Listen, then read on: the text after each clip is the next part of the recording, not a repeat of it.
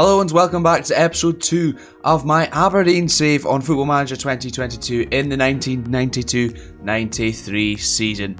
If you are new around here, please be sure to leave a like on the video and subscribe with notifications on so you don't miss out on the next one, as well as much more.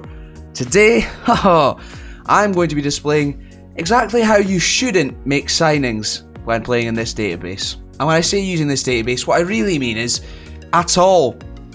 In any way, shape or form. Football Manager, real life, whatever. But I've given the game away a little bit. We have made some signings. We did manage to get the staff in to get some scouting reports done. And first in the door was Joe Miller, on loan from Celtic. A fairly direct rival. We just needed another option in that forward area. As you can see, he can play anywhere across the sort of secondary three, left wing, right wing, or in behind the striker, as well as up top if needed. He's on loan from Celtic, having previously played for Aberdeen before, and as you can see, he's already got a goal to his name since his return at Pittodrie. He's fairly complete. He's a good dribbler, great crossing as well. His finishing maybe needs a little bit of work, but good technique. I'm quite happy with it. Decent physically too, as a squad player on loan, just to help bolster things a little bit. Decent. Second in the door was this fella. Now, I do realise I'm probably only going to do one season. He is 20 years old, he has a long way to go. He ended up playing for Middlesbrough and Porto in real life, but we signed him from Sao Paulo. 28 grand was all we paid for him. He's played one game.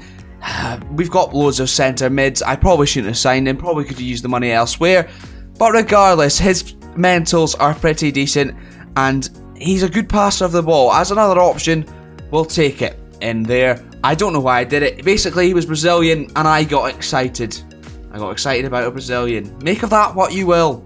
You naughty. You teasing me, you naughty. Oh, this next one. This is where it all went extremely wrong. Left backs were very hard to come by. I had a look at loans. In this database, unfortunately, not too many people listed for loan. Not too many people interested without having to pay massive fees to the clubs. We didn't have that much money to spend, and I decided to spend, well, most of it. Why did you do that? Funny. I signed Paul McLaughlin, and you might look at that and think, what's wrong? That's okay. Well, Stuart McKimmie has been really good at left back, but I just felt if something happens to him, we need someone else in the door. Okay, his star rating, perhaps not so good, but in terms of his key attributes, for a defender, good marking, good tackling, decent mentals, slow but 6'2", decent physical size for this league in this era. The more eagle-eyed viewers of you will now have realised he is injured. Immediately got a hip injury, hasn't played a game, out for 3 to 5 months after we spent a whopping 375,000 on him, signing him from Partick Thistle. I'm really happy about it and things have gone excellent. I don't know what you're talking about. Bullshit. But in fairness, on the pitch, things have gone pretty well since you last saw that 5-2 win against Hibs in the first episode. We smashed Dundee 4-0, a double from Brian Irvin, Alex McLeish on the score sheet, as well as Duncan Shearer. 2 before we played the same team in the Cup, they went 1-0 up, I do believe. Yes indeed, Billy Dodds, future Aberdeen player. In a weird way, I don't know. He played for them in real life, not in this right now. Regardless, this isn't real life either. But a Scott Booth hat-trick gave us the win and sealed us a quarter-final in the League Cup against Motherwell. Then back to league action, a 4-0 win over Paul McLaughlin's former club, with goals from Ian Jesmix, Supatalainen, what a fucking signing.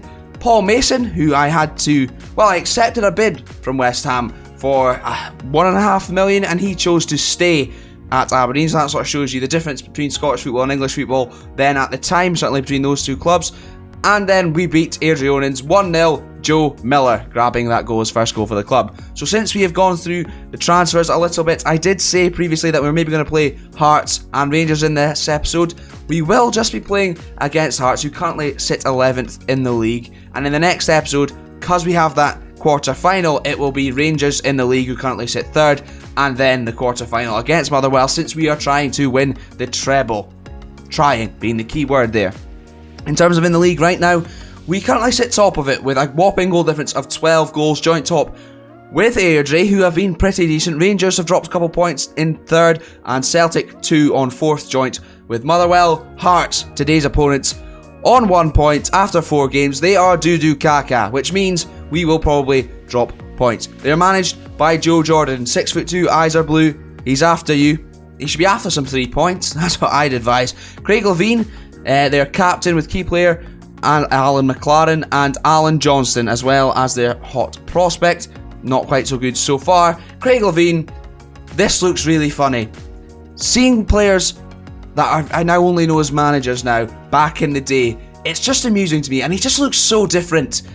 And yet, oh, he's barely changed. He has barely changed. Let's hope we can absolutely smash him and smash Hearts off the park too. Smashing him seems a bit harsh, doesn't it? Regrets, no, it's good laugh on it. So. Other notable players for Hearts of Midlothian, however, probably John Robertson. I mean, went on to be a club legend at them, and right now in this game, 27 years old, he's in his pomp, and he is very, very decent. Lots of green in there. His off-the-ball movement is excellent. Good finishing, great first touch to set him up. Good composure too. Physically, very, very well-rounded. Despite not being the tallest player, that is a concern. We'll have to keep him quiet, but I've got faith in Alex McLeish and Brian Irvin at the back. Glenn Snodden, a very, very decent, well-rounded player as well, who will be sure to create lots of chances for John Robertson. Those two, probably, as far as I'm aware, 2 of their key players. Gary Mackay will be suspended. Peter Van de Ven, pretty decent as well. Derek Ferguson, Lewis Ferguson's dad, on the bench. Decent. Let's keep his mouth shut. That would make a change, wouldn't it? And after Airdrie beats Rangers before this game, this is a good chance for us to go 3 points clear at the top of the league, leaving Rangers slightly in our wake, with Airdrie chasing us as well. However, this is the side we're going to go with. Made a couple tactical tweaks in terms of this. Ball-playing defender role now for Alex McLeish, and no-nonsense centre-back for Brian Irvin. Just adding a bit of balance in there. Lovely. Deriva is going to come in, just because Hearts aren't very good, and it'll be interesting to see how exciting this Brazilian is. You dirty, dirty lot. Paul Mason in with Jim Bett, after Paul Mason elected to stay at the club. Jess in behind Duncan Shearer, and now Scott Booth, because Scott Booth has been excellent. Our goal scorers have been on great form. Duncan Shearer, perhaps not so much, but still putting in good performances. We've got plenty of options off the bench. I just think that addition of Joe Miller just adds another attacking option off the bench, which we very much need. We could maybe have done another one. However, I cocked it up as well. Let me show you. Got 2 players coming in. I got excited. People were still putting in loan bids. I thought, brilliant, maybe the rules aren't quite the same. Didn't check. However, they are now joining us on the 1st of January, where I probably won't want them. Another left back. Okay, would have just been back up to Stuart McKimmie. Not happening on loan from Marseille, because we'll have to wait a long, long time. And Dirk Wolf, just another winger option. Not coming in the door. Let's waste no more time talking about Aberdeen transfers. And let's get into it. Here we have the starting Hearts side. Derek Ferguson coming in for the suspended Mackay in the middle of the park. Gary Locke on the bench, another familiar name, and AD Boothroyd too. Decent. I think we're better, mainly because I'm not too familiar with the Hearts team, and they're 11th in the league. Obviously a few big names in there.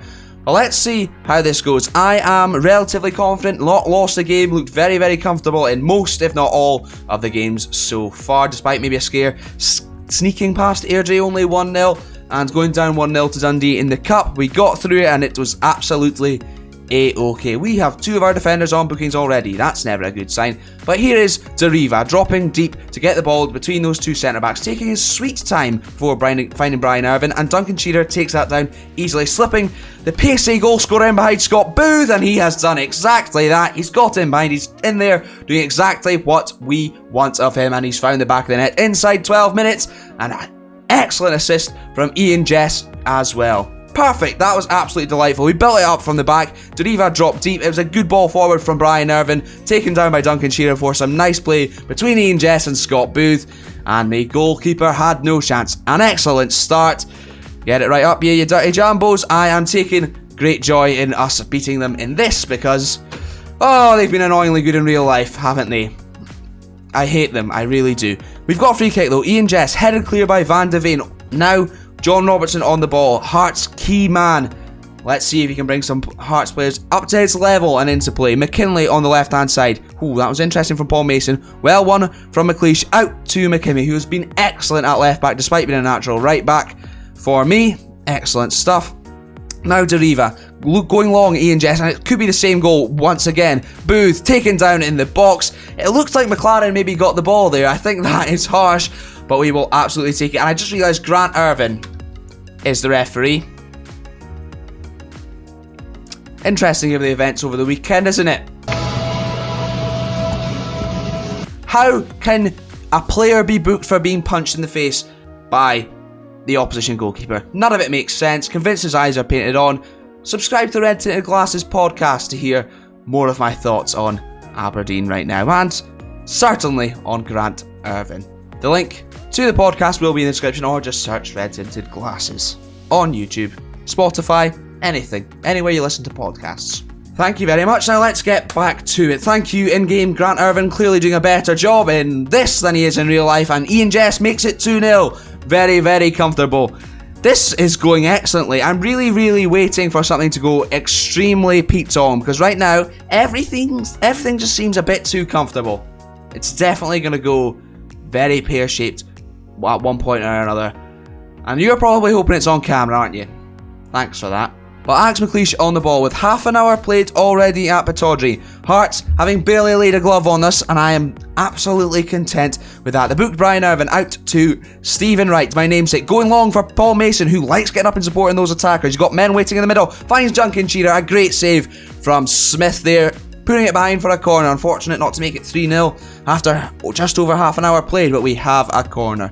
Ian Jess putting it in, looking for Brian Irvin, who only heads over, unfortunately. Shite! But we have another set piece. Ian Jess once again looking to deliver. That time going towards the near post for McLeish, and it is booted clear. Robertson does not get to loose ball though. Stephen Wright finding Deriva. And now, let's see. Duncan Shearer looking out wide for Ian Jess. A fantastic ball, controlled very well, but headed clear, and Hearts will look to counter-attack. I was going to say John Baird on the ball. No, not John Baird. A little bit ahead of his time. He was probably a mere twinkle in his father's eye at this stage, if even that. I'm not quite sure. Here, yeah, probably that. Oh god.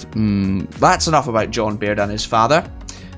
Stephen Wright on the ball on the right hand side. I didn't think John Baird would be getting a shout out in this episode. Shout out when he scored that goal, I think for Wraith, in the Challenge Cup final against Rangers. Thoroughly enjoyed that. Bosnian slips, falls, but Lee McCulloch bails him out. Foster's played it back though. It's a chance for Wraith. Good save. Chance there for Wraith, and it's a goal. Don't know why that's getting a reference, but Scott Booth in behind. Boot shooting narrow line, doing what John Baird couldn't do. Did do. I apologise. Heading towards half time though, a fantastic attendance in nearly 20,000 at Pittodrie, it has to be said. We are comfortable. Hearts with 3 bookings, us with 2, and we are 2 goals ahead on the pitch as well. Might make a change. Duncan Shearer not doing particularly well. Mixu Patalainen, I think, deserving of a chance, considering he's scored more goals than Duncan Shearer so far for Aberdeen this season, and we are relatively comfortable. A bit of rotation, why not? Because we are absolutely bloody fantastic. And, Derek Ferguson with the corner, putting it in. Van de Veen, I think, heading over there. He was contesting with his own player.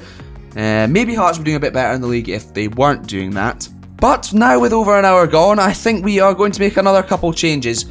One change, actually. Please do let me know in the comments down below what you would prefer. Make use of the 5 substitutions that wasn't changed, unfortunately, by the Creators database, despite the fact they did very well.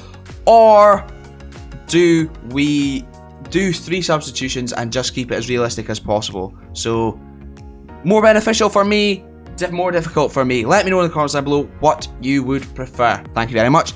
For now, we will just go with the 3 substitutes. Deriva playing okay. We're probably going to leave him out there. Why not? For some experience as well. Paul Mason going to go to the bench.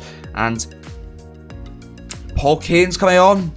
Why not? I mean, I've barely seen any of him. In fact, I need to look at what he's like.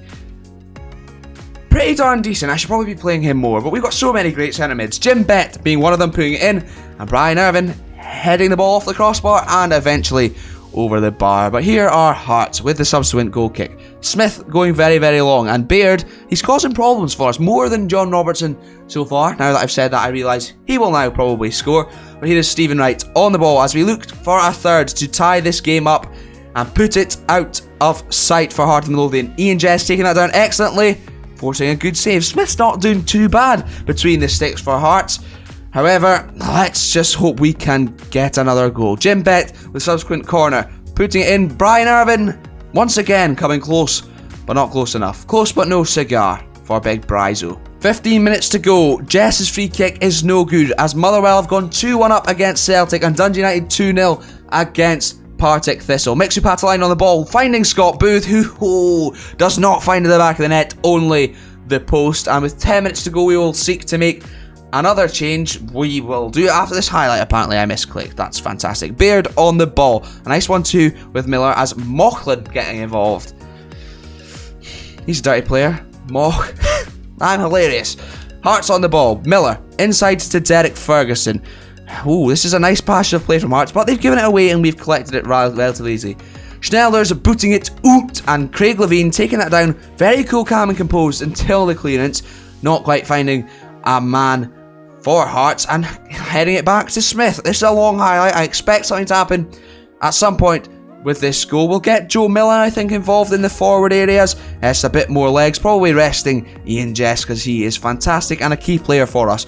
John Robertson on the ball, taking it down. Oh, it's more than John Robertson so far. Now that I've said that, I realise he will now probably score. Maybe I should not be resting anyone. With 10 minutes to go, we need to tighten things up. Just the second goal of the season for John Robertson, but he's giving us a lot to think about. We're not doing things the easy way, are we, Aberdeen? Oh dear me. Fantastic touch and an excellent finish. Absolutely battering it past Theo Schnellers there, who had no chance whatsoever. And things are a little bit tighter now than we'd have liked. It's got Barry Bannon. What's going on? Steve Bannon? Oh no, should stop making jokes about their player names and focus on keeping this tight. The ball's gone in towards the back post. McKimmie heading it clear and Miller on the ball now. Oh no!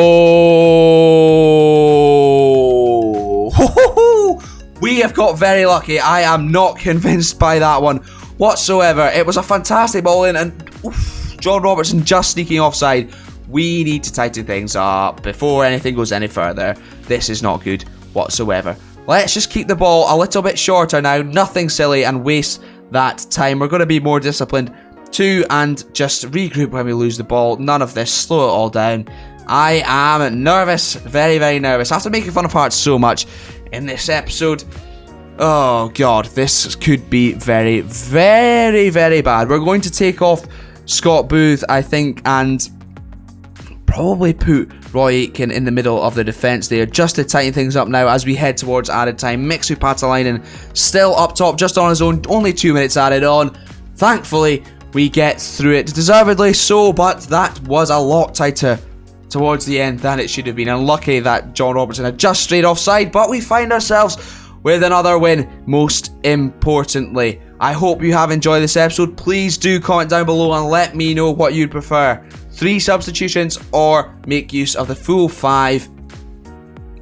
But then when there's an injury after 3 substitutions, I have to make a 4th one. So maybe that's what we should do.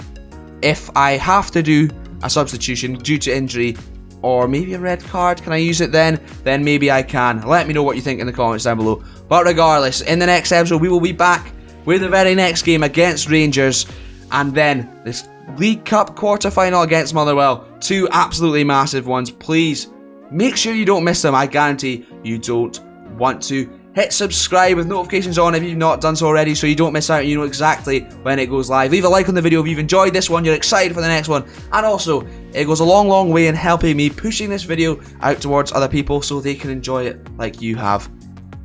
Hopefully. Thanks very much for watching. Take care and be good.